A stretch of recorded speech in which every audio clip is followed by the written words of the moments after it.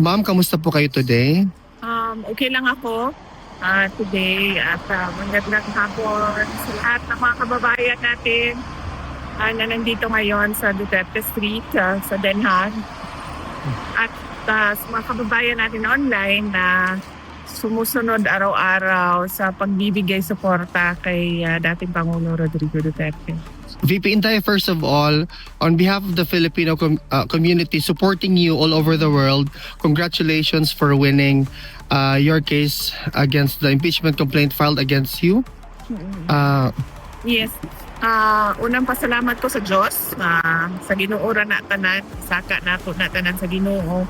Pangalawang pasalamat ko ay sa mga abogado na nagtulong-tulong para questionin yung pag-abuso ng proseso ng impeachment ng House of Representatives.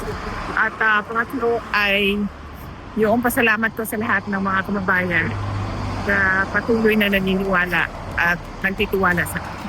Ma'am, alam ba ni former president na nanalo ka sa kaso mo? Hindi ko binabanggit sa kanya yung mga kabahin sa ako ba?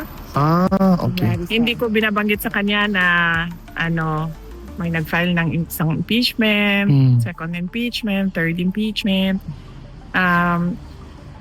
Nabanggit ko isang beses kaso hindi ko lang alam kung naintindihan niya na kaparte yun sa impeachment, questioning the impeachment kasi isa siya sa mga abogado doon. Maalala niyo, isa si President Duterte sa mga pumirma doon sa petition na sa Supreme Court. Noon, matagal na yun, nabanggit ko. At kanina, hindi ko na binanggit sa kanya yung denial ng motion for reconsideration doon sa kaso dahil ayoko na pag-usapan yung impeachment. Okay. Mas mabuting pag-usapan na yung mga ibang bagay na mas may relevance sa buhay natin at sa bayan kesa yung sa impeachment. Hindi na lang siguro ako magtanong, ma'am, kasi may follow-up sana ako sa impeachment. Hindi ko binanggit sa kanya. Okay. How about, ma'am, knowing that dismiss with finality naman yung motion for reconsideration, are you prepared for the seemingly obvious effort of your detractors come after February 6 to file another impeachment complaint against you? Yes.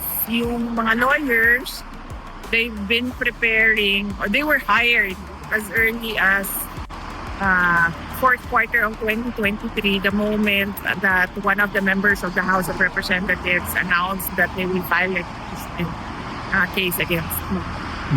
At nakumpirma ko yun sa loob ng opisina noon ng speaker noon. Kaya meron na kaagad mga abogado noong panahon na yon. At hanggang ngayon, tutuloy-tuloy pa naman yung mga abogado and legal team. And nung nakaraang taon, bago mag-Christmas break, ay napag-usapan din namin yung paghahanda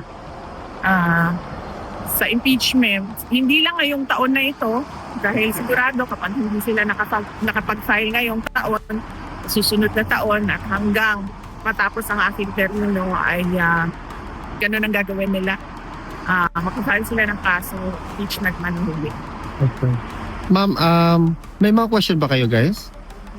Wala na ba? Walang question? Yes, Ma'am, do you have a message na lang sa mga kababayan natin na talagang sobrang nasiyahan, including myself, for this positive development? Hinay-hinay lang sa celebration.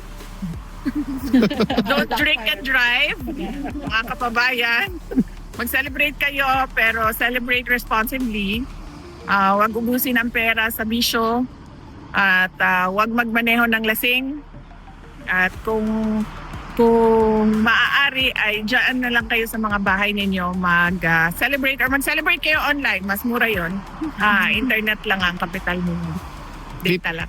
VP Inday, mabuhay ka, stay strong. Thank you. We are Maraming rooting for you. Salamat sa inyo. Dates all. Yes. You're welcome, ma'am. Shoutout daw sa Manitoba, Winnipeg. Apa, sir. Ang ano ko ay wish ko talaga lahat. Para sa bagong taon ay paulit-ulit naman yun. Good health and happiness para sa inyo.